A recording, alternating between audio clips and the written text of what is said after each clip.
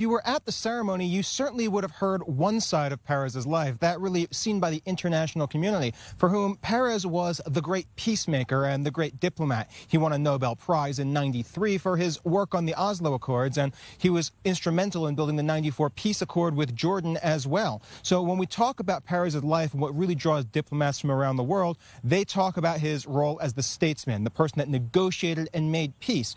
But if you ask most Israelis, there's a much different and a much deeper side of Peres's life. For him, peace was in a very, very tangible way tied to superior firepower. And Peres is one of the instrumental figures in modernizing Israel's military and also in getting the weight of the government behind special programs that made Israel not just a military in the region, but the prominent and most advanced military in the region, going as far back as the late 50s when he was first getting into power. You know, one of the first things he did when he was in the defense ministry position was to get Israel French fighter jets that were the most advanced in the world at the time. But shortly after that, beginning in the 60s, is when Peres really made a name for himself in the Israeli defense establishment as a very hard-nosed negotiator and the architect of Israel's ultimate deterrence. He was very much instrumental in setting up the Sorek experimental nuclear reactor, as well as setting up later the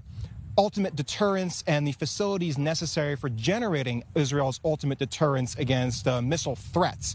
And it was that made Israel, at least on paper, according to CIA estimates, the only nuclear power in the Middle East. Of course, that comes down to who you ask, but after that, he really kept on promoting that and extending that aspect of Israel's military edge.